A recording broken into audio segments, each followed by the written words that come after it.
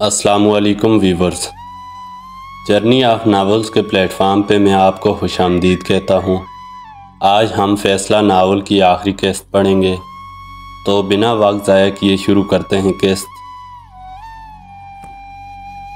ہم شیزان ریسٹورنٹ کے ہال میں ایک پرسکون میز کے گرد بیٹھے تھے۔ فرحین ہمیشہ کی طرح سادہ لیکن حسین اور پروقار دکھائی دے رہی تھی۔ دوپٹہ مضبوطی سے ان کے سر پر جمع ہوا تھا۔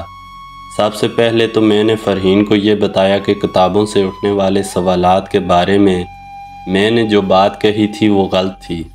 ایسا میں نے صرف فرحین سے ملاقات کے لیے کہا تھا۔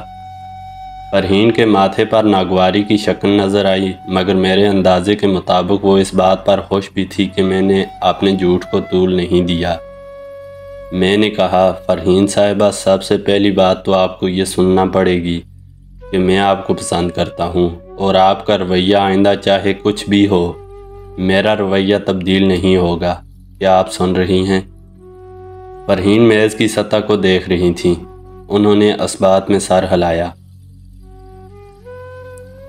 میں نے کہا، فرحین صاحبہ، ممکن ہے کہ آپ میری اس بات کو رسمی سمجھیں یا پھر خوشامد کے طور پر لیں، لیکن یہ 100% حقیقت ہے کہ آپ کو چاہنے کے بعد میرے اندر بے شمار تبدیلیاں آئی ہیں۔ میں سمجھتا ہوں کہ جس روز ہم دونوں نے راولپنڈی میں پہلی بار ایک دوسرے کو دیکھا تھا، ہم دو انتہاؤں پر تھے۔ دو بالکل مختلف شخصیات تھیں ہماری۔ آپ میں نرمی تھی، تہذیب تھی، خدا ترسی اور محبت تھی۔ سب سے بڑھ کر یہ کہ سماجی روایات کی پاسداری تھی۔ مجھ میں کرختی تھی، آوارگی تھی، پھکڑ پن تھا، اور وہ جو عرف عام میں کہا جاتا ہے، چاروں شرعی عیب موجود تھے۔ ہم دو انتہاؤں پر تھے اور میں آپ کے قریب آنا چاہتا تھا۔ شاید یہی وہ خواہش تھی جس نے لاشعوری طور پر مجھے تبدیل کرنا شروع کیا۔ میں اپنی انتہا سے ہٹ کر آہستہ آہستہ لیکن بتدریج آپ کی طرف کھینچتا چلا گیا، اور یہ سب کچھ ایسے خودکار طریقے سے ہوا کہ مجھے خود بھی علم نہیں ہو سکا۔ مگر دوسری طرف صورتحال یہ ہے کہ آپ نے اپنی جگہ سے 1 ملی میٹر بھی جنبش نہیں کی۔ ایک معمولی سی گنجائش بھی آپ میرے لیے نہیں نکال سکیں، حالانکہ آپ اپنے اچھے اصولوں پر قائم رہتے ہوئے ایسا کر بھی سکتی تھیں، اور آپ کو کرنا بھی چاہیے تھا۔ ایک شخص جو برائی کی دلدل سے نکل رہا ہو اور سہارے کے لیے آپ کی طرف ہاتھ بڑھا رہا ہو، تو کیا آپ اس کی مدد پر قادر ہونے کے باوجود اپنی جگہ ساکت کھڑے رہیں گے؟ میرے خیال میں آپ جیسا مہربان اور ہمدرد شخص تو ایسا نہیں کر سکتا، لیکن آپ نے ایسا کیا ہے اور آپ بھی کر رہی ہیں۔ آپ اپنی انتہا سے معمولی سی بھی حرکت کریں تو ہم باہم مل سکتے ہیں، لیکن آپ ایسا کرنا نہیں چاہتی۔ اپنے آپ سے جنگ لڑنے والا ایک ہامتا کامتا شخص لڑائی کے آخری مرحلے میں مدد طلب نظروں سے آپ کی طرف دیکھ رہا ہے، اور آپ اپنی جگہ پتھر کا بت بنی کھڑی ہیں۔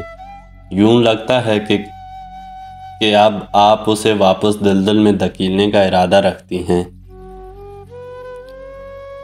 فرحین نے کہا، انسان کو اپنے حالات سے نکلنے کے لیے خود ہی کوشش کرنا پڑتی ہے۔ کوئی دوسرا تحریک تو دے سکتا ہے، لیکن اصل ارادہ تو اپنا ہی ہوتا ہے۔ باقی میں نے آپ سے کسی بھی قسم کا کوئی وعدہ نہیں کیا۔ آپ مجھے اس سلسلے میں مورد الزام نہیں ٹھہرا سکتے۔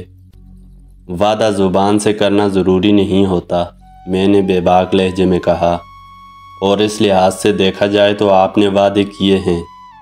میں خواب میں بھی کوئی ایسی بات نہیں سوچ سکتی تیمور صاحب۔ آپ نے اپنے دماغ میں میرے متعلق غلط فہمیاں پال رکھی ہیں۔ اچھا آپ یہ بتائیں، آپ خواب میں بھی کوئی ایسی بات کیوں نہیں سوچ سکتی؟ آپ پھر ذاتیات پر آ رہے ہیں۔ دیکھیں فرحین صاحبہ، آپ نے مجھ سے وعدہ کیا ہے کہ آج آخری بار آپ مجھ سے سب کچھ سنیں گی۔ پلیز مجھے اپنی بات کا جواب چاہیے۔ اپنی دل کی گہرائی میں جان کر بتائیں، آپ ایسا کیوں نہیں سوچ سکتی؟ آپ اچھی طرح جانتے ہیں میں شادی شدہ ہوں۔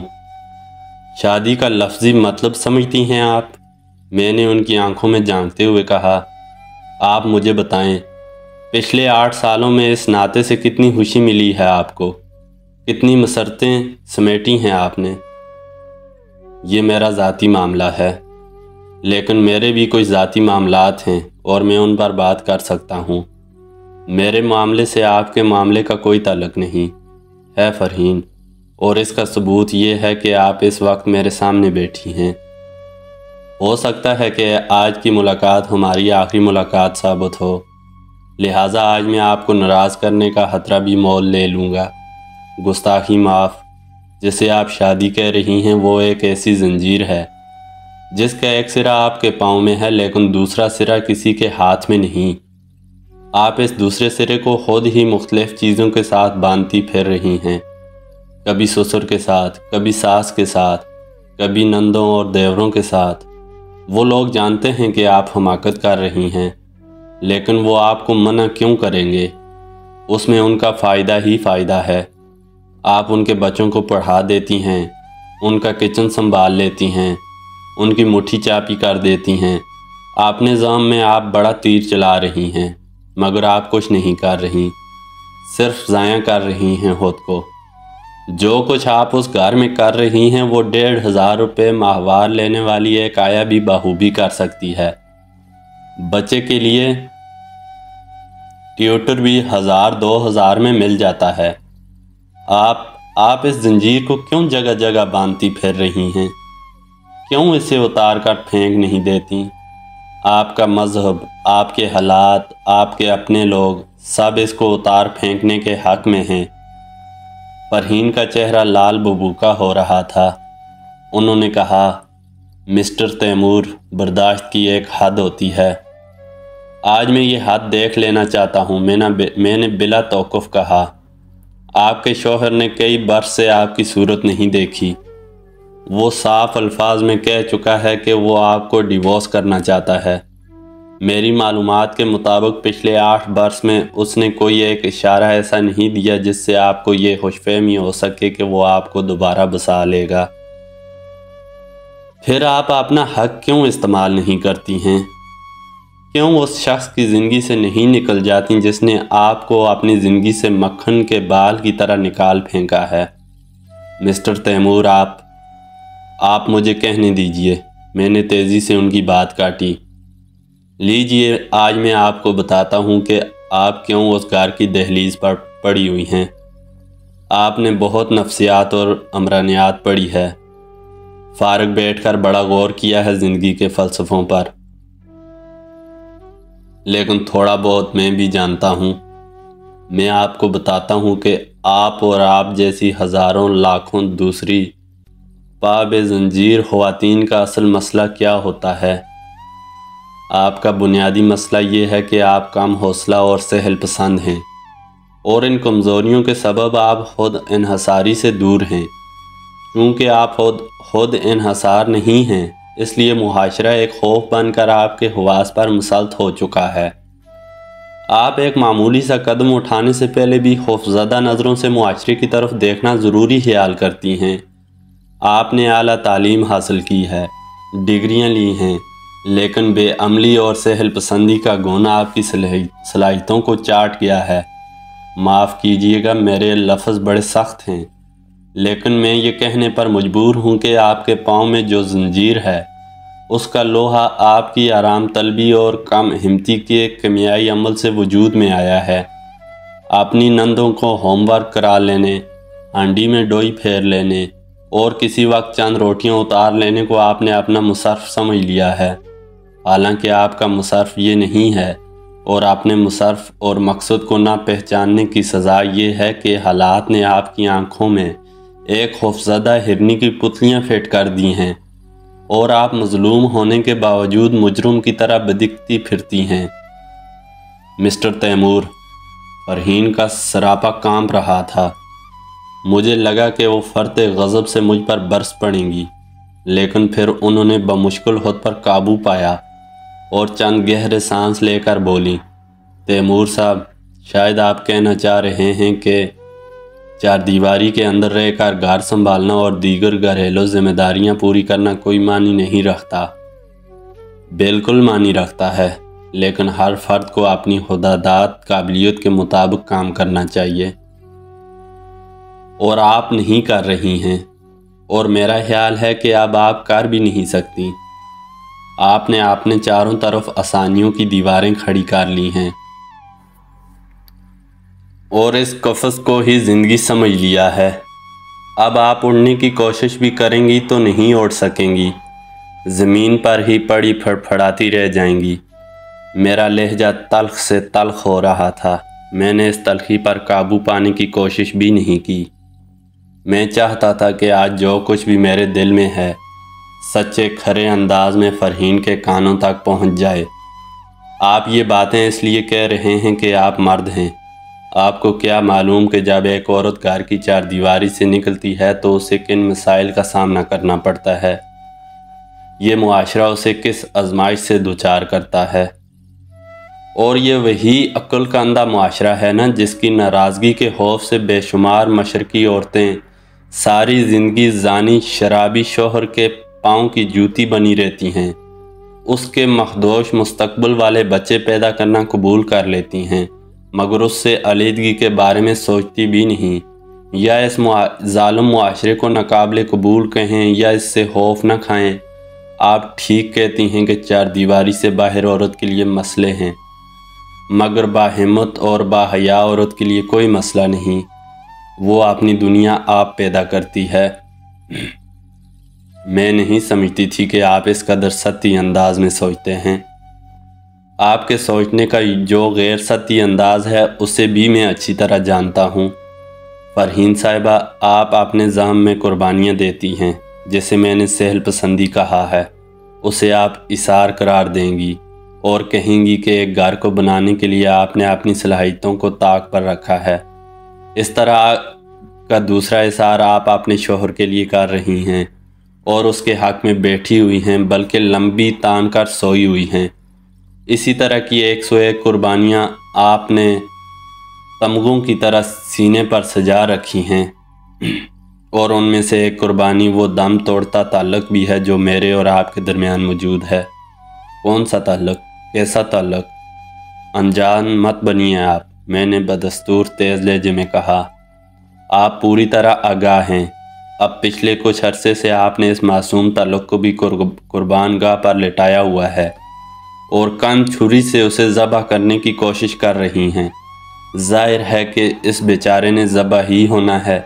اس کے ذبح ہونے کے بعد آپ اپنے سینے پر نیکی اور قربانی کا ایک اور تمغہ سجا لیں گی، لیکن یہ تمغہ بھی در حقیقت اسی منحوس زنجیر کے لوہے سے ڈلا ہوگا جو آپ کی بے عملی اور سہل پسندی کے باعث آپ کے پاؤں میں پڑی ہے۔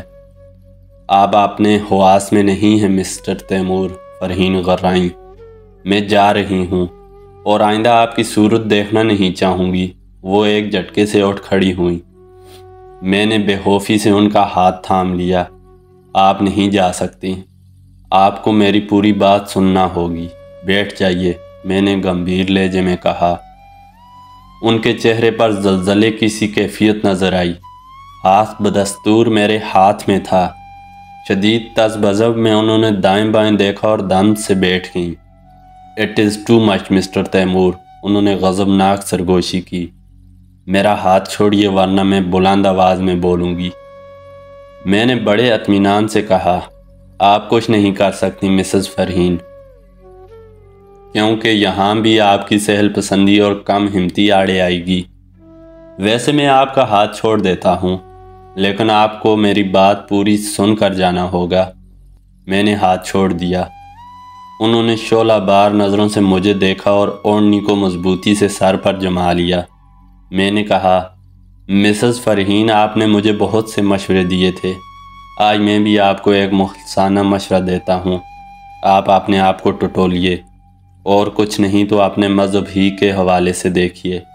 ہمارا دین ہمیں عمل اور جدوجہد کی ترغیب دیتا ہے، یہ نہیں کہتا کہ اپنی جان کو سکھی کرنے کے لیے ہم خود ساختہ پابندیاں لگائیں اور تارک الدنیا ہو کر بیٹھ جائیں، اپنی زندگی کو رکے ہوئے پانی کا جوہر بنا لیں، پھر اسی جمود اور ٹھہراؤ کو اپنی قربانی اور اثار سے تعبیر کرتے پھریں۔ میں قسم کھا کر کہتا ہوں، آپ نے کوئی قربانی نہیں دی اور نہ دے رہی ہیں۔ آپ صرف، معاف کیجئے گا، اپنی کاہلی اور کم کوشی کو قربانیوں کا نام دے رہی ہیں۔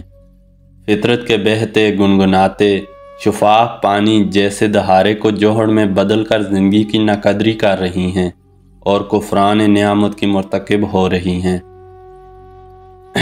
میرا لہجہ بے رحم ہوتا چلا جا رہا تھا، الفاظ کے نشتر تیز تر ہو گئے تھے۔ فرحین بری طرح پیچ و تاب کھا رہی تھیں۔ آخر وہ چیخ پڑیں، مسٹر تیمور، آپ کیا سمجھتے ہیں اپنے آپ کو؟ کوئی نفسیات دان ہیں آپ، یا بہت بڑے عالم دین ہیں، یا کسی شعبے میں کوئی بہت بڑا سنہری کارنامہ انجام دیا ہے آپ نے؟ کیا ہیں آپ؟ کیا کرائٹیریا ہے آپ کا؟ اور آپ مجھے سبق پڑھا رہے ہیں؟ مجھے اسکول کی بچی سمجھ رکھا ہے آپ نے، جسے آپ کے بزرگانہ لیکچر کی ضرورت ہے؟ کس ہوا میں ہیں آپ؟ میں ٹھیک ہوا میں ہوں، آپ کا دماغ چل گیا ہے۔ وہ ایک بار پھر جھٹکے سے اٹھ کھڑی ہوئیں۔ میں نے اس مرتبہ انہیں نہیں روکا۔ اطمینان بھرے لہجے میں میں نے کہا، اگر میرا دماغ چل گیا ہے تو آج جو باتیں میں نے کہی ہیں ان میں سے کسی ایک بات کو ہی غلط ثابت کر کے دکھا دیجئے گا، اور اگر نہ دکھا سکیں تو پھر اکیلے میں بیٹھ کر ندامت کا تھوڑا سا پسینہ ضرور بہا لیجئے گا۔ وہ سرتاپا کانپ رہی تھیں۔ میں نے بیٹھے بیٹھے سگریٹ سلگایا۔ انہوں نے جھٹکے سے اپنا ہینڈ بیگ اٹھایا اور پیر پٹکتی ہوئی چلی گئیں۔ کئی ہفتے گزر گئے۔ مجھے فرحین کی خبر ملی اور نہ ان تک میری خبر پہنچی۔ روز و شب میں عجیب سا ٹھہراؤ تھا۔ وہی لگی بندی بیزار کن مصروفیات تھیں۔ صبح آفس پہنچنا، شام 5 بجے چھٹی کرنا، اکثر بغیر کسی دوست کے شاہراہ قائد اعظم پر گھومتے رہنا یا کسی باغیچے میں بیٹھ جانا، اور نومبر کی یکبستہ تاریکی کو دم بدم سبزے پر اترتے دیکھنا۔ کیوں اداس پھرتے ہو سردیوں کی شاموں میں والا معاملہ تھا۔ رات 9-10 بجے کے لگ بھگ میں گھر پہنچتا تھا۔ ہرگز امید نہیں تھی کہ فرحین کا فون آئے گا، پھر بھی میں متوقع نظروں سے ملازم دین محمد اور آیا کی صورت تک تھا، یہ تمنا رکھتا کہ شاید ان کے ہونٹ اس انداز میں جنبش کریں کہ میرے کانوں کی قسمت جاگ جائے۔ کھانے کے بعد میں حالی حالی کمروں میں اداس پھرتا، وہ کھڑکی کھول کر بیٹھ جاتا جس کا رخ فرحین کے گھر کی طرف تھا، ہوا کی سرگوشیاں سنتا۔ اگر کبھی فون کی گھنٹی بجتی تو سر سے پاؤں تک ہل جاتا، یہ جانتے ہوئے بھی کہ یہ فرحین کا فون نہیں ہوگا۔ اسی امید پر فون اٹھاتا کہ یہ فرحین کا فون ہوگا۔ کسی وقت کمرہ بند کر کے بیٹھ جاتا اور خود کو یقین دلانے کی کوشش کرتا کہ میں ان کم نصیب لوگوں میں سے ہوں جو عشق میں چوٹ کھاتے ہیں اور پھر ساری زندگی کراہتے رہتے ہیں۔ ذہن میں سوال اٹھتا، مجھ سے ایسا کیوں ہوا؟ کیا میرے گرد لڑکیوں اور رشتوں کی کمی تھی؟ میری نظر انتخاب فرحین پر کیوں پڑی؟ ایسا رستہ کیوں چنا میں نے جس پر ہار ہی ہار تھے اور منزل کا دور تک سراغ نہ تھا؟ زندگی میں ایسی کیا غلطی ہوئی تھی مجھ سے جس کی ایسی جان لیوا سزا مل رہی ہے مجھے؟ ان سوالوں کا ایک ہی جواب تھا بقول غالب، عشق پر زور نہیں ہے، یہ وہ آتش غالب کہ لگائے نہ لگے اور بجھائے نہ بنے۔ پھر ایک روز مجھے ایک عجیب خبر ملی۔ اخلاق اور نرگس میرے گھر آئے۔ ان کی زبانی معلوم ہوا کہ فرحین نے لاہور کی سب سے بہترین کمپیوٹر یونیورسٹی بطور ٹیچر جوائن کر لی ہے۔ اب وہ ہر روز باقاعدگی سے اپنی گاڑی پر آفس جاتی ہیں۔ یہ حیران کن اطلاع تھی۔ اخلاق اور نرگس بھی حیران نظر آ رہے تھے۔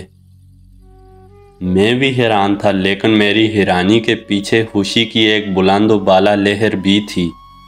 مجھے یوں لگ رہا تھا کہ میں اس ناقابل شکست ہول کو نقصان پہنچانے میں کامیاب ہو گیا ہوں جو فرحین نے برسوں سے اپنی ذات پر چڑھا رکھا تھا۔ اس ہول کے ساتھ کچھ نہ کچھ ہوا ہی تھا جو فرحین اپنی صلاحیتوں کو آزمانے نکلی تھی، ورنہ اس سے پہلے تو وہ پودوں کو پانی دینے، ہانڈی میں ڈوئی چلانے اور نندوں کو ہوم ورک کرانے سے آگے کچھ سوچ ہی نہ پاتی تھیں۔ مجھے محسوس ہوا جیسے میں اپنے مقصد میں کامیاب ہو گیا ہوں۔ اس روز اپنے دل پر پتھر رکھ کر میں نے فرحین کے ساتھ جس لب و لہجے میں بات کی تھی اور تند و تیز رویہ اپنایا تھا، وہ رائیگاں نہیں گیا تھا۔ میرے تابڑ توڑ پھینکے ہوئے کنکروں نے فرحین کی ذات کے ٹھہرے ہوئے پانیوں میں ہلچل پیدا کر دی تھی، اور یہی میں چاہتا تھا، یہی میری خواہش تھی۔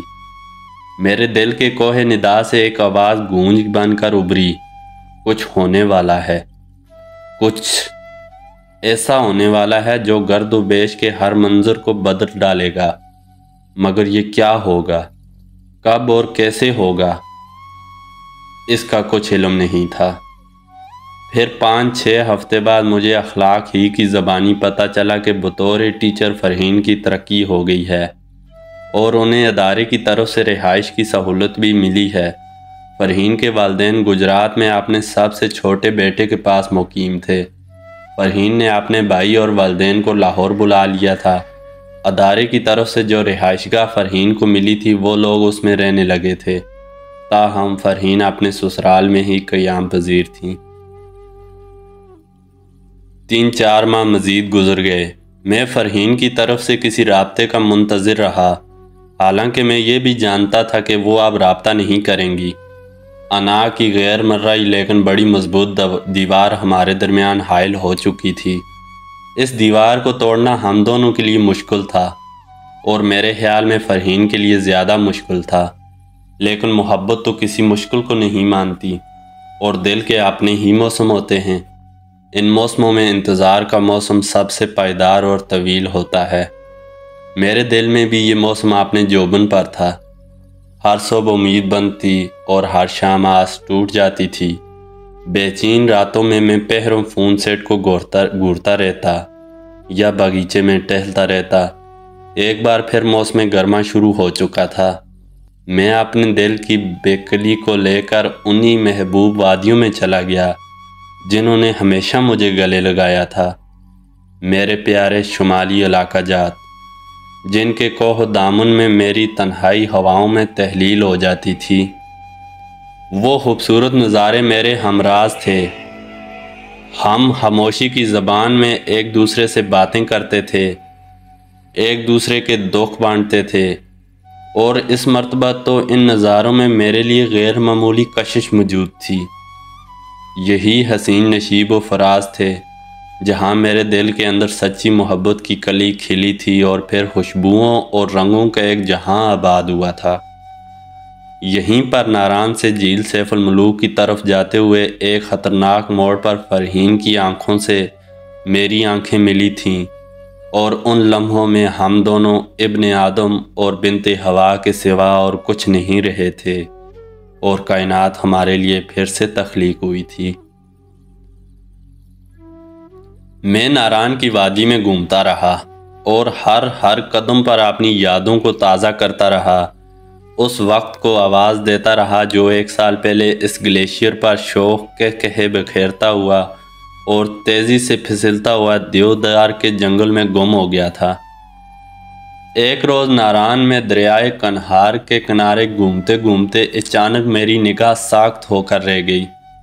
یوں لگا جیسے برسوں پہلے بالاکوٹ کی ایک مسجد کے وضو خانے میں رہ جانے والا ٹینس بال مجھے دوبارہ نظر آ گیا ہو، یا وہ خوش رنگ چپل دوبارہ مل گئی ہو جو ایک روز ہمارے ہاتھوں سے پھسل کر دریائے کنہار میں جا گری تھی۔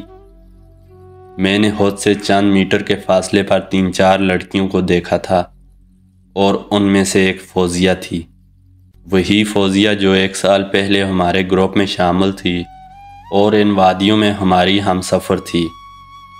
اس سفر کے حوالے سے میری کچھ تلخ یادوں کا تعلق فوزیہ سے تھا۔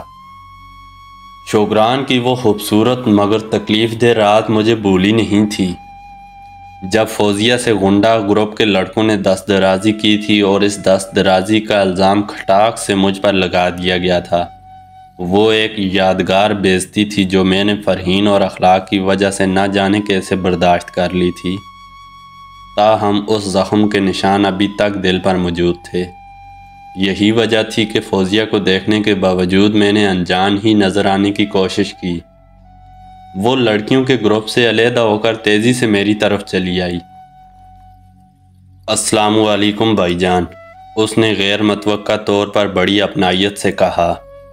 وعلیکم السلام، تم یہاں؟ میں نے پوچھا۔ وہ ایک ہی سانس میں بولتی چلی گئی۔ میں یہاں اپنی یونیورسٹی کے گروپ کے ساتھ آئی ہوں، 30-40 لڑکیاں ہیں۔ آپ نے شاید ہماری بس پوسٹ آفس کے قریب کھڑی دیکھی ہو۔ ہم پچھلے 2 روز سے یہاں ہیں، ابھی 4 دن مزید رہیں گے، پھر واپس لاہور روانہ ہو جائیں گے۔ ویسے آپ کے لیے ایک اچھی خبر ہے، اس نے عجیب سے انداز میں کہا۔ اچھی خبر اور میرے لیے؟ میرے ہونٹوں پر پھیکی سی مسکراہٹ آ گئی۔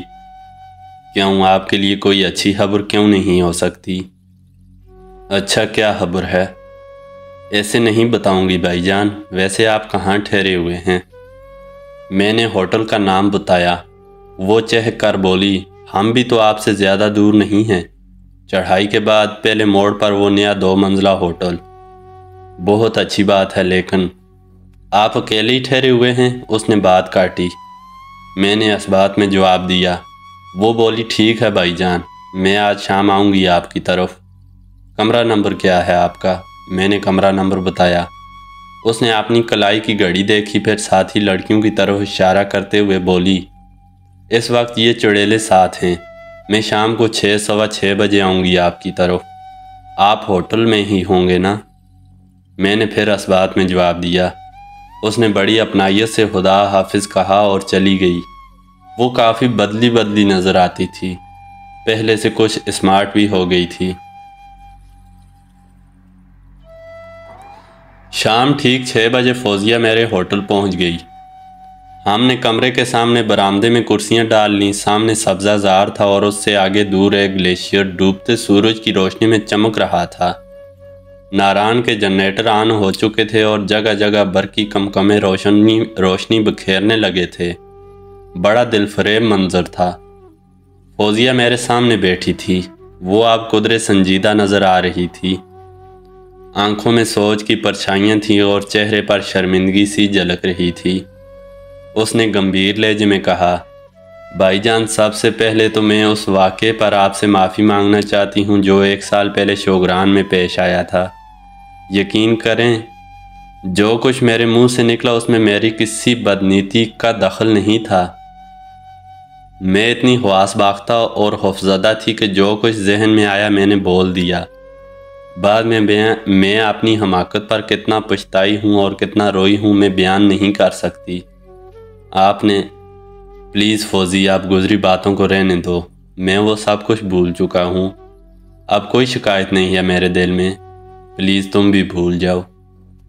کچھ دیر تک ادھر ادھر کی باتیں کر کے میں نے ماحول کی سنجیدگی کو کم کیا۔ فوزیہ بھی نارمل نظر آنے لگی۔ اس کی آنکھوں میں پھر ہلکی سی مسکراہٹ چمکنے لگی تھی۔ وہ بولی، بھائی جان، شاید آپ کو معلوم نہیں کہ فرحین باجی سے جتنی بے تکلف میں ہوں اور کوئی نہیں۔ ایک سنسناہٹ سی میرے جسم میں دوڑ گئی، لیکن میں نے اپنے تاثرات نارمل رکھے۔ فرحین صاحبہ کا ذکر یہاں کیسے آ گیا؟ میں نے پوچھا۔ اس لیے آ گیا کہ اسے آنا چاہیے۔ فوزیہ نے آنکھیں نچائیں۔ اس کا لب و لہجہ کچھ چونکا دینے والا تھا۔ تم پہیلیاں بھجوا رہی ہو؟ ہے تو واقعی پہیلی، وہ شوق لہجے میں بولی۔ جو کام برسوں میں نہ ہو سکا تھا وہ چند ہفتوں میں ہو گیا۔ اسے کہتے ہیں جادو کا سر چڑھ کر بولنا۔ تمہارا اشارہ کس کام کی طرف ہے؟ فرحین باجی کی کایا پلٹ کی طرف۔ وہ اب باقاعدہ ایک ورکنگ وومن ہیں، بلکہ ورکنگ گرل کہنا چاہیے۔ لاہور میں کمپیوٹر میں BCS کرانے والے سب سے اچھے اور سب سے مہنگے ادارے میں پڑھا رہی ہیں۔ اپنے کام کو انجوائے کر رہی ہیں اور تیزی سے آگے بڑھ رہی ہیں۔ حال میں ان کی آؤٹ آف ٹرن ترقی ہوئی ہے۔ بھائی، یہ تو اچھی بات ہے۔ فوزیہ کی آنکھوں میں ایک بار پھر شوخی مچلی۔ اس اچھی بات کی اچھی سی وجہ بھی میں اچھی طرح سمجھتی ہوں۔ کیا وجہ ہے؟ بتا دوں؟ ہاں بتاؤ۔ آپ ماریں گے تو نہیں؟ نہیں مارتا۔ یقین نہیں آتا، تم پریشان کر رہی ہو اب۔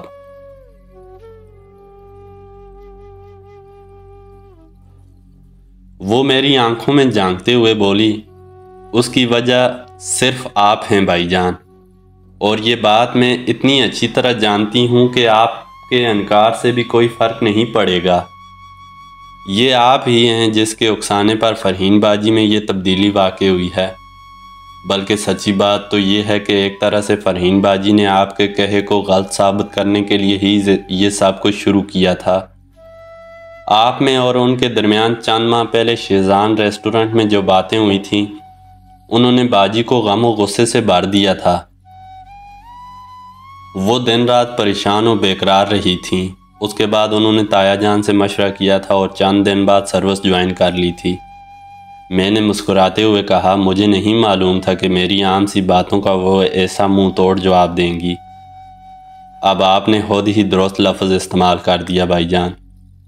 سچ بات یہی ہے کہ وہ آپ کو منہ توڑ جواب دینا چاہتی تھیں اور انہوں نے دیا ہے، لیکن اب وہ کچھ کہتے کہتے خاموش ہو گئی۔ اب کیا؟ وہ تز بزم میں مجھے دیکھتی رہی، پھر بولی، بندے کو کچھ علم نہیں ہوتا کہ کس کام کا کیا نتیجہ برآمد ہو جائے اور کون سا راستہ آگے جا کر کون سی منزل کی طرف جا نکلے گا۔ میں سمجھتی ہوں کہ باجی فرحین کے ساتھ بھی کچھ ایسا ہی ہوا ہے۔ کیا کہنا چاہتی ہو؟ اس کی آنکھوں میں پھر شوخی چمک گئی۔ بولی، کورس کی ایک انگریزی نظم میں نے پڑھا تھا کہ پنجرے میں جوان ہونے والا پرندہ پنجرے کو ہی سارا جہان سمجھتا ہے۔ کسی اتفاق کے تحت جب وہ پنجرے سے نکلتا ہے تو اپنے سامنے زمین و آسمان کی وسعت دیکھ کر دنگ رہ جاتا ہے۔ اس کے پر پھڑپھڑاتے ہیں اور اس کا دل اڑنے کو مچل جاتا ہے۔ اسے معلوم ہوتا ہے کہ اس کے جسم پر یہ پر کیوں ہیں۔ شاید باجی فرحین بھی کچھ ایسی ہی کیفیت سے گزری ہیں۔ تیمور بھائی جان، میں ان کے بہت قریب ہوں۔ باجی وہ باتیں بھی مجھ سے کہہ لیتی ہیں جو کسی اور سے نہیں کہتی۔ میں سمجھتی ہوں کہ پچھلے چند ماہ میں باجی کی سوچ میں نمایاں تبدیلی واقع ہوئی ہے۔ وہ اب اس انداز میں سوچنے لگی ہیں جس انداز میں انہیں سوچنا چاہیے تھا۔ کس انداز میں؟ وہ سنجیدگی سے بولی، شاید آپ کو معلوم نہیں، 3 ماہ سے باجی اب علیحدہ گھر میں رہ رہی ہیں۔ یہ رہائش ان کو اپنے ادارے کی طرف سے ملی ہے۔ باجی کی امی ابو اور چھوٹا بھائی پہلے ہی اس گھر میں رہ رہے تھے، اب باجی بھی وہاں شفٹ ہو گئی ہیں۔ اور ایک دوسری اہم اطلاع یہ ہے کہ باجی نے اپنے شوہر نامدار کا دیرینہ مطالبہ پورا کر دیا ہے۔ انہوں نے ڈیورس لے لی ہے۔ اور بھائی جان، سچی بات تو یہ ہے کہ ہماری فیملی میں جو بھی باجی کے ساتھ مخلص تھا وہ اس فیصلے سے خوش ہی ہوا ہے۔ میرا جسم سنسنا رہا تھا، دل سینے میں بڑی شدت سے دھڑک رہا تھا، نہ جانے کیوں۔ فوزی کہہ رہی تھی، فیملی میں سب جانتے تھے کہ باجی ایک لا حاصل انتظار کی تکلیف برداشت کر رہی ہیں۔ تایا کا نافرمان بیٹا نافرمان ہی رہے گا۔ وہ اب کبھی پاکستان کا رخ نہیں کرے گا، اور اگر کرے گا بھی تو باجی کو مزید زخمی کر کے چلا جائے گا۔ وہ سب جانتے ہیں کہ باجی اب ایک نسبتاً کامیاب اور پرمسرت زندگی گزاریں گی، اور کیا؟ اور ان سب سے زیادہ میں یہ بات جانتی ہوں۔ فوزیہ کی آنکھیں پھر شوق ہو گئیں۔ میرا سانس سینے میں اٹکا ہوا تھا۔ کیا مطلب ہے تمہارا؟ چند لمحے قیامت خیز خاموشی میں گزرے، پھر فوزیہ نے ایک گہری سنجیدہ سانس لی۔ تیمور بھائی، وہ عجیب لہجے میں بولی، باجی آپ کو بہت مس کرتی ہیں۔ شاید آپ سوچ بھی نہیں سکتے کہ وہ کتنا مس کرتی ہیں۔ آپ کو ان کے دل کا کچھ پتہ نہیں ہے۔ میں نے کچھ نہیں کہا۔ فوزیہ بھی چپ رہی، مگر سناٹا قیامت کا شور برپا کر رہا تھا۔ تمہیں کیسے معلوم؟ نہ جانے کتنی دیر بعد میں نے کہا، میں سب جانتی ہوں تیمور بھائی۔ مثلاً کیا؟ باقی باتیں باجی ہی سے پوچھ لیجیے گا، وہ ہمارے ساتھ یہاں موجود ہیں۔ کیا مطلب؟ وہ مسکرائی، یہ ایک خوبصورت اتفاق ہے، جو 3 ٹیچر ہمارے ساتھ آئی ہیں ان میں ہماری نئی اور ہر دل عزیز ٹیچر مس فرحین شامل ہیں، اور یہی وہ خوشخبری تھی جناب عالی جو میں آپ کو سنانا چاہ رہی تھی۔ میں اپنی جگہ سن بیٹھا رہ گیا۔ وہ بڑی خوبصورت شام تھی۔ ہوٹل کی بالکونی میں سے دور وہ فلک بوس پہاڑ نظر آ رہے تھے جن کے اندر دنیا کا خوبصورت ترین پانی جھیل سیف الملوک کی شکل میں موجود تھا۔ سرخ کناروں والے بادلوں کے ٹکڑے اس پانی پر جھکے تھے جیسے وہ بھی حیرت سے اس منظر کو تک رہے ہوں۔ دائیں طرف دریائے کنہار کا اچھلتا کودتا پانی چمک رہا تھا۔ اس کی لہریں چنچل بچوں جیسی تھیں، جیسے خوبصورت ماں ویسے خوبرو بچے۔ میں اس حسین گرد و بیش میں بیٹھا رہا اور سوچتا رہا۔ فوزیہ نے کل جو گفتگو کی تھی اس کے کچھ حصے بار بار میرے کانوں میں گونج رہے تھے۔ فوزیہ نے کہا تھا بندے کو کچھ علم نہیں ہوتا کہ کس کام کا کون سا نتیجہ برآمد ہو جائے اور کون سا رستہ آگے جا کر کون سی منزل کی طرف جا نکلے گا۔ وہ یہ بات فرحین کے حوالے سے کہہ رہی تھی، مگر میں جانتا تھا کہ فرحین کے حوالے سے میرا اندازہ بالکل درست نکلا ہے۔ چند ماہ پہلے میں نے شیزان ریسٹورنٹ میں فرحین سے نہایت تلخ ترش باتیں کی تھیں۔ اس وقت بھی مجھے یقین تھا کہ اگر فرحین نے میری اس تلخی ترشی کے نتیجے میں عملی زندگی میں قدم رکھ لیا تو پھر بات یہیں تک نہیں رہے گی۔ سوچ کے ایک وسیع و عریض آسمان فرحین کے سامنے کھلے گا اور انہیں احساس ہوگا کہ وہ زندگی جیسی عظیم نعمت کو کتنی بے رخی سے ضائع کر رہی ہیں، اور ایسا ہی ہوا تھا۔ فوزی کی گفتگو سے آشکار ہو گیا تھا کہ ایسا ہوا ہے۔ ناران کے مسکین صورت بچے میرے ارد گرد منڈلا رہے تھے۔ یہ لوگ حسین فطرت کے ایک عظیم خزانے کے مالک تھے مگر روٹی کے ٹکڑوں کے لیے ترستے تھے۔ ایک عام سیاح کے لیے یہ لوگ حسین و جمیل پھولوں کے درمیان اگے ہوئے کانٹے تھے۔ سیاح ان کانٹوں سے ہاتھ بچا بچا کر پھول توڑتا تھا، خوشبو لیتا تھا اور چلا جاتا تھا۔ میں نے ان بچوں میں کچھ ڈبل روٹی اور بسکٹ وغیرہ تقسیم کیے۔ پھر میں نے انہیں اپنے پاس بٹھایا اور انہیں تعلیم اور محنت کی عظمت کے بارے میں بتانے لگا۔ وہ ایک معصوم محویت کے ساتھ سنتے رہے۔ کچھ دیر بعد وہ چلے گئے تو میں نے چائے منگوائی اور سڑک کی طرف رخ کر کے بیٹھ گیا۔ طبیعت میں عجیب سی بے چینی تھی۔ دل کی دھڑکن بار بار زیر و زبر ہو جاتی تھی۔ چائے کی چسکی لیتے ہوئے میں نے سامنے دیکھا تو آنکھوں کے نصیب جاگ اٹھے۔ فرحین اور فوزیہ میری طرف چلی آ رہی تھی۔ فوزیہ نے کھلتے رنگوں والے کپڑے پہن رکھے تھے، اوپر ایک شوخ سا سویٹر تھا، جبکہ فرحین ہمیشہ کی طرح چادر پوش نظر آ رہی تھیں۔ کریم رنگ کی لیس دار چادر نے کندھوں سے نیچے نیچے انہیں لپیٹ رکھا تھا۔ سر پر سبز دوپٹہ تھا۔ میں نے کھڑے ہو کر دونوں کا استقبال کیا۔ ہم میز کے گرد بیٹھ گئے۔ علیق سلیق کے بعد رسمی کلمات ادا کیے گئے، پھر کافی آ گئی۔ سبز دوپٹے کے گہرے میں فرحین کا اجلا چہرہ ایسے ہی تھا جیسے سبز پتیوں کے درمیان سرخ و سفید پھول۔ ہونٹوں کی پکھڑیاں نزاکت کا ایسا تاثر لیے ہوئے تھیں جیسے لفظوں میں بیان کرنا مشکل ہے۔ ان لمحوں میں نہ جانے کیوں مجھے اس بدبخت شخص کا خیال آیا جس نے فرحین کو پایا تھا اور کھو دیا تھا۔ یقیناً وہ شخص بصارت اور بصیرت دونوں سے محروم تھا۔ اچانک فوزیہ اپنی جگہ سے اٹھ کھڑی ہوئی۔ او مائی گاڈ، اس کے ہونٹوں سے نکلا۔ کمرے کی چابیاں نہیں ہیں، اس کا مطلب ہے کہ دروازہ کھلا ہی چھوڑ آئی ہوں۔ پھر فرحین نے کہا، آپ بیٹھے میں دیکھ کر آتی ہوں۔ اس سے پہلے کہ فرحین کچھ کہتی فوزیہ تیزی سے باہر نکل گئی۔ یقیناً اس نے ہمیں تنہائی فراہم کی تھی۔ کچھ دیر میں اور فرحین آمنے سامنے خاموش بیٹھے رہے۔ خاموشی نکارے کی طرح ہمارے درمیان گونج رہی تھی، اور ایسا ہی ایک نکارہ میرے دل میں بھی بج رہا تھا۔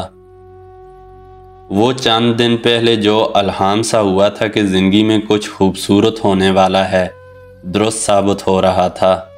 ہم دونوں کے درمیان یہ خاموشی بڑی ہی معنی خیز اور حوصلہ افزا تھی۔ میں نے کہا، فرحین، مجھے لگتا ہے کہ آپ کچھ کہنا چاہ رہی ہیں۔ ان کی حیا آلود نظریں میری نظروں سے ٹکرائیں اور جھک گئیں۔ وہ بولی، تیمور صاحب، چند ماہ پہلے ہم ریسٹورنٹ میں ملے تھے۔ اس وقت مجھے آپ کی باتیں بے حد ناگوار گزری تھیں، لیکن اب یہ احساس ہو رہا ہے کہ وہ باتیں بہت تلخ ہونے کے باوجود بہت سچی تھیں۔ اس وقت میں اندھیرے میں تھی، آج مجھے لگتا ہے کہ میں اجالے میں ہوں۔ میں نے خود کو پا لیا ہے۔ تبدیلی تو آپ کے اندر موجود تھی، میں نے تو صرف تھوڑی سی تحریک دی تھی۔ میں سمجھتی ہوں کہ آپ نے مجھے بہت بڑا سنبھالا دیا ہے۔ میں تو ایسا نہیں سمجھتا۔ نہیں تیمور صاحب، ایسا ہی ہے۔ اگر ایسا ہی ہے تو پھر ہم دونوں نے ایک دوسرے کو سنبھالا دیا ہے۔ میں بھی تو اندھیروں میں تھا، آپ نے مجھے روشنی کی راہ دکھائی۔ آپ سے ملنے سے پہلے کون سی برائی مجھ میں نہیں تھی۔ آپ کی شخصیت نے بڑی خاموشی اور محبت سے میرے اندر تبدیلیوں کو راہ دی۔ وہ مسکرائیں۔ تبدیلی تو آپ کے اندر موجود تھی، میں نے تو صرف تھوڑی سی تحریک دی تھی۔ انہوں نے میرا ہی جملہ دہرا کر مجھے خاموش کرا دیا۔ پھر کہنے لگیں، میں سمجھتی تھی کہ میں آپ کی اصلاح کر رہی ہوں، مگر آپ نے تو الٹا میری اصلاح کر دی۔ میں پھر وہی کہوں گا، اگر اصلاح کی بات ہے تو پھر شاید ہم دونوں نے ایک دوسرے کی تھوڑی تھوڑی اصلاح کی ہے۔ ان کے ہاتھ میز پر دھرے تھے، نازک و سفید، معصوم کبوتروں جیسے ہاتھ، ایسے ہاتھ جنہیں بے ساختہ چھونے اور پیار کرنے کو دل چاہتا تھا۔ کلائیوں میں رنگین چوڑیاں آڑی ترچھی تھیں۔ یہ بالکل وہی منظر تھا جو ایک مرتبہ پہلے بھی شیزان ریسٹورنٹ میں نظر آیا تھا۔ اس وقت میرے دل میں خواہش مچلی تھی کہ میں ان ہاتھوں کو اپنے ہاتھوں میں تھام لوں اور ان کی لطافت کو اپنی ہتھیلیوں میں ہمیشہ کے لیے قید کر لوں۔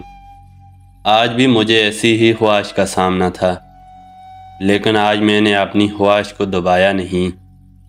میں نے اپنا دایاں ہاتھ بڑھایا اور فرحین کے نرم ہاتھ پر رکھ دیا۔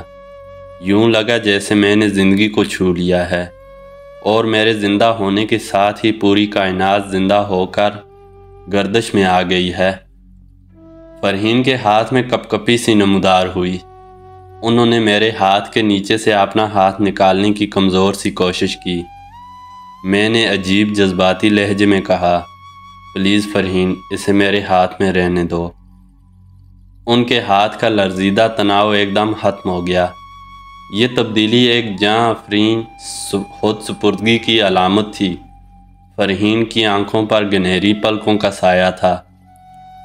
مجھے لگا جیسے دور جھیل سیف الملوک پر جھکے ہوئے بادل ہمیں دیکھ رہے ہیں اور مسکرا رہے ہیں۔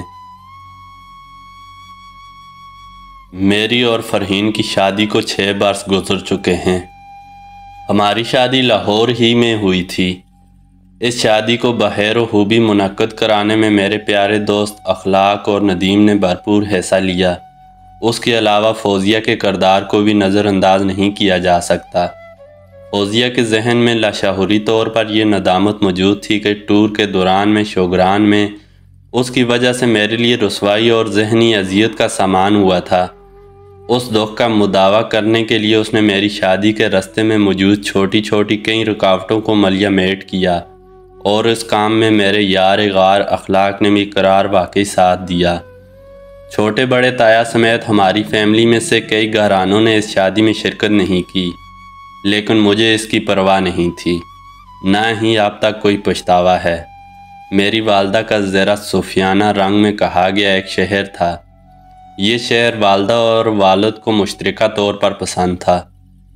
شعر کا مفہوم کچھ یوں ہے، سچ چھپانے والا روگ نہیں ہے، اپنے اس روگ پر شرمندہ ہونا یا پچھتانا اس کو چھپانے ہی کی طرح گناہ ہے۔ اب کچھ عرصے سے بڑے تایا نے ہم سے ملنا شروع کر دیا ہے، اور اس تبدیلی کا سب سے زیادہ کریڈٹ اخلاق کو ہی جاتا ہے۔ بڑے تایا کا نافرمان بیٹا کامران امریکہ کا ہی ہو کر رہ گیا تھا۔ مہینے گزر جاتے ہیں لیکن وہ گھر میں فون نہیں کرتا۔ ہاں تو میں کہہ رہا تھا کہ میری اور فرحین کی شادی کو 6 برس گزر چکے ہیں۔ خدا کے فضل سے یہ ایک کامیاب ترین شادی ہے۔ ہمارے آنگن میں 3 خوبصورت پھول مسکراتے ہیں، 2 بیٹے اور 1 بیٹی۔ जिन दिनों फरहीन मुझसे दूर थी और मैं शब व रोज़ दीवानों की तरह उसकी फ़ोन कॉल का इंतज़ार किया करता था, मैं अक्सर सोचता था या खुदा मुझसे ज़िंदगी में कौन सी गलती हुई जिसके बदले मुसलसल इंतज़ार की इस कदर कड़ी सज़ा मुझे मिल रही है। अब मैं सोचता हूँ, या खुदा मैंने कौन सी ऐसी नेकी की थी जिसके बदले में तूने मुझे ऐसी प्यारी शरीक हयात और इतना प्यारा घर इनाम किया है। यकीनन ये उस खुदा का फजल व करम और एहसान ही है। फरहीन को अपने काम से जुनून की हद तक लगाव है और वो काम में होशबीर बहुत रहती है। वो अभी कंप्यूटर की उसी प्राइवेट यूनिवर्सिटी से मुंसलिक है। मेरी तरफ से उसे काम करने या न करने की मुकम्मल आज़ादी है। मैं इतना कमा लेता हूँ कि ज़िंदगी की गाड़ी आसानी से रवां रह सके।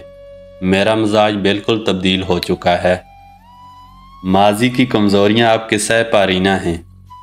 2-3 बार से खुदा ने तौफीक दी है कि मैं बाकायदगी से नमाज अदा करने लगा हूँ। खुदा से तौफीक मांगता हूँ कि दीगर दीनी फ़राइज़ भी पाबंदी से अदा करूँ। शादी के इतने अरसे बाद भी हम दोनों एक दूसरे को आप कहकर ही मुखातब करते हैं।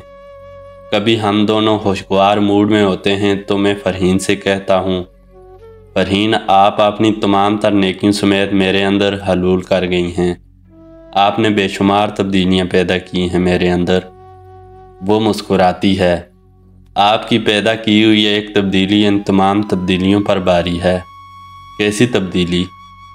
मेरी ज़िंदगी एक ठहरे हुए मुर्दा पानी जैसी थी। आपने इस पानी को रवानी दी और एक जीती जागती नदी जैसा बना दिया।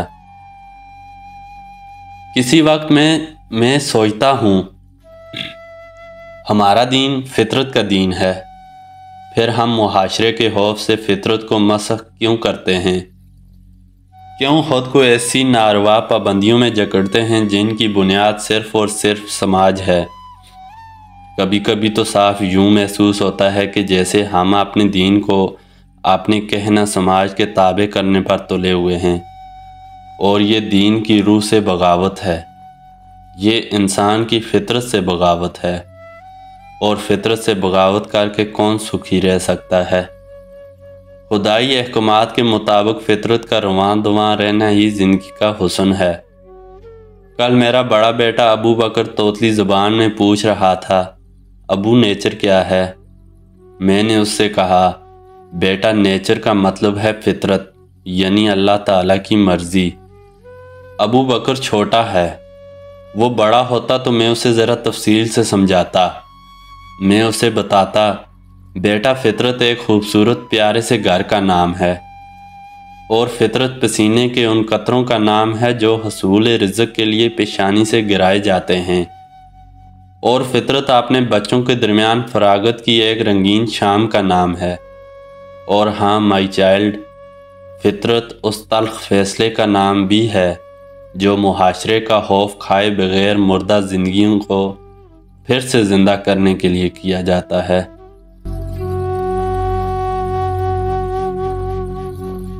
जी तो दोस्तों, फैसला नावल के साथ हमारा सफ़र यहीं तक था। नावल मुकम्मल हो चुका है। सभी किस्तें आपको हमारे YouTube channel journey of novels पर मिल जाएंगी। जो दोस्त नए आए हैं वो नीचे सर्च करके देख लें, आपको इसकी बाकी किस्तें भी वहीं पर मिल जाएंगी। बहुत प्यारा और ख़ूबसूरत नावल आज अपने इख्तिताम को पहुंच गया है। कमेंट बॉक्स में बताइएगा कि आपको ये नावल कैसा लगा, और आगे के लिए अगर आपके जहन में कोई नावल हो तो वो भी मेंशन कीजिएगा। कोशिश करेंगे आपकी पसंद से भी नावल पढ़ने की। बताइएगा ज़रूर। नावल और लिखारी का नाम कमेंट में बताइएगा। नावल पढ़ने की कोशिश की जाएगी इंशाअल्लाह। मिलते हैं मज़ीद अगली वीडियोज़ में किसी नए नावल के साथ, किसी नए सफ़र पर, किसी नए किरदार के साथ। तब तक के लिए दीजिए मुझे इजाज़त। अल्लाह हाफ़िज़।